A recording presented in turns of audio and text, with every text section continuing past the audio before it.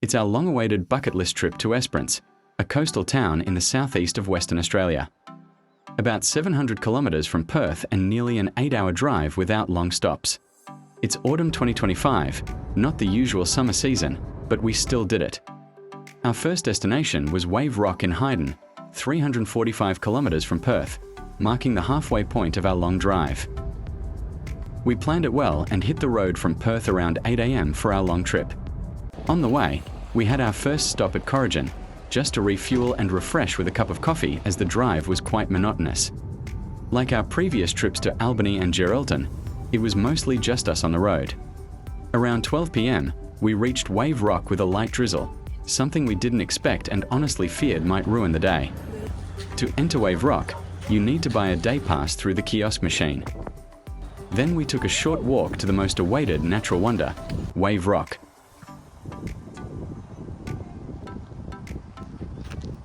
Wow, it's truly amazing. It really looks like a giant ocean wave frozen in time, a perfect photo spot. After taking many photos, I wanted to explore further, so I climbed up the rock. The view from the top was incredible.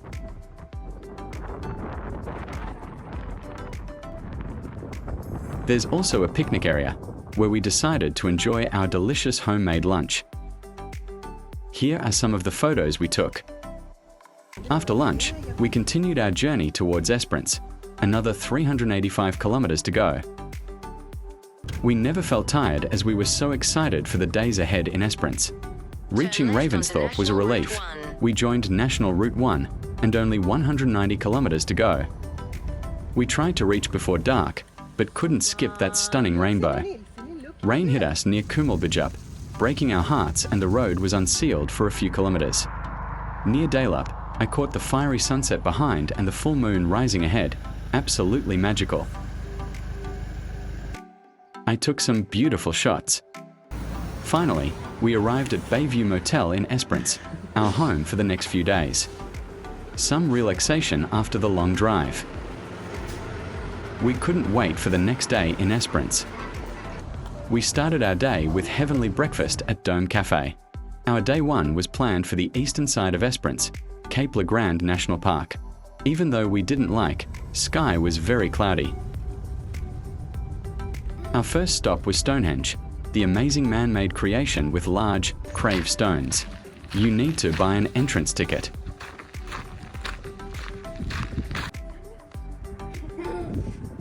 That's really amazing. We spent some time there and took a few photos. As we got closer to our next stop, Lucky Bay, dark clouds filled the sky, but we kept going. You have to buy a day pass at the entrance of the national park. Lucky Bay is famous for the vehicles, mostly four-wheel drive, can be driven to the beach, so did we, though we drove our car.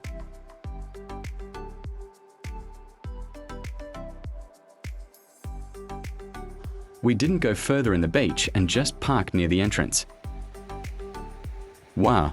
Finally, we are in our dream destination, Lucky Bay, the award-winning beach.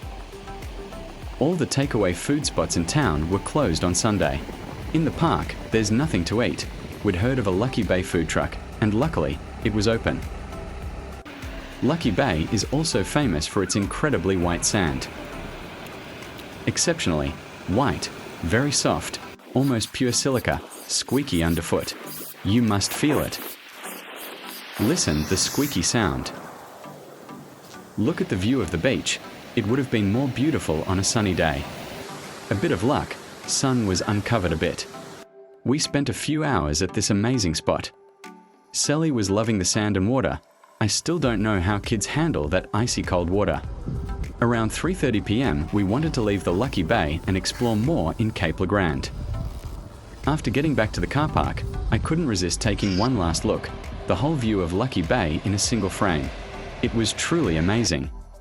Due to the rainy weather, we couldn't explore much more, but we did visit Thistle Cove, where we found the Whistling Rock and another stunning beach. The Whistling Rock whistles as the wind blows through it. We just walked down to the beach and the view was brilliant. I climbed a nearby rock to take in the full scenery.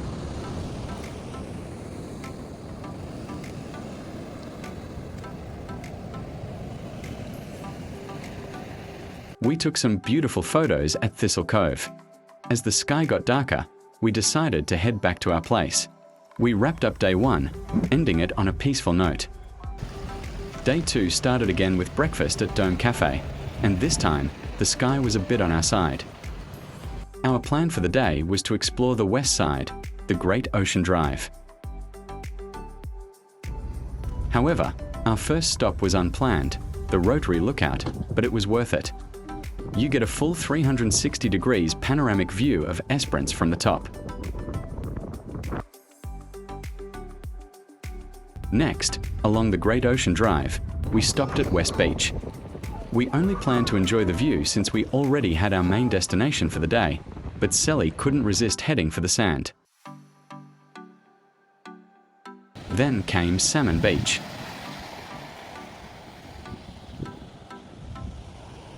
And Fourth Beach, like every beach in Esperance, each has its own vibe. Then we arrived at our destination of the day, Twilight Beach. Look at the stunning view. Since it was a Monday, shops in town were open, so we grabbed some food before heading out. There's really nothing along the Great Ocean Drive. The weather was much better than the previous day, so we spent extra time at Twilight Beach. Sally was so happy, playing with the waves and sand. We took beautiful photos of this stunning white sand beach. Around 4 p.m, we continued exploring along the Great Ocean Drive and reached Observatory Point.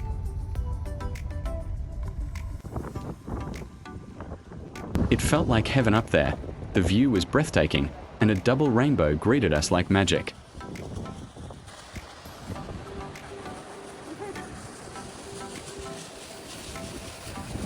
We stayed there for a while, soaking in the beauty and taking many photos.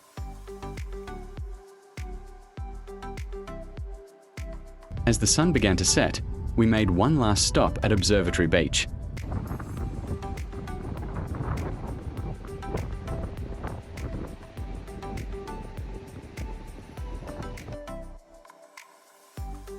After enjoying the sunset from above, we headed back to our place, wrapping up day 2. Day 3 started with sunshine, but it was our final day in Esperance. We wished we had this weather earlier. We said goodbye to Bayview Motel and headed for our usual breakfast spot. Our plan was to explore Esperance Town a bit before heading back to Perth. The French hot bread shop, a great takeaway spot, was unfortunately closed on day 1. We stopped at Esperance Foreshore and walked down to the Whaletail sculpture. Then Sally wanted some time at the Foreshore playground.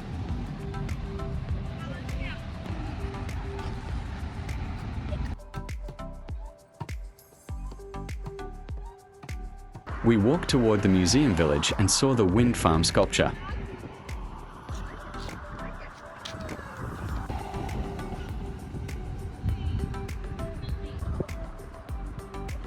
After a few final photos around Esperance, we started our journey back to Perth around 12 p.m, a bit later than planned.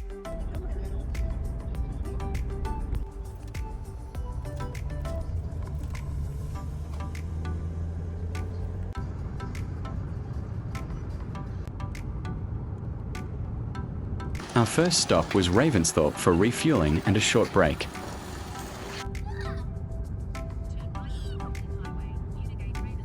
Our second stop was Lake King, where we rested briefly. Even the car seemed tired after such a long drive. Even though we love adventure, it's always safer to travel in groups on these remote roads, as mobile signals are often unavailable. Though we wanted to reach Perth earlier, we caught the sunset at Muller Road, Dumbleyoung, around 5:30 p.m, still 260 kilometres away. We stopped again at Wickepin to refuel, 220 kilometres from Perth. It was a long drive back to home, a bit nerve-wracking at times on those dark, isolated roads, but we kept remembering the amazing time we had in Esperance. By 9:30 p.m, we were safely back home. Thank you so much for watching.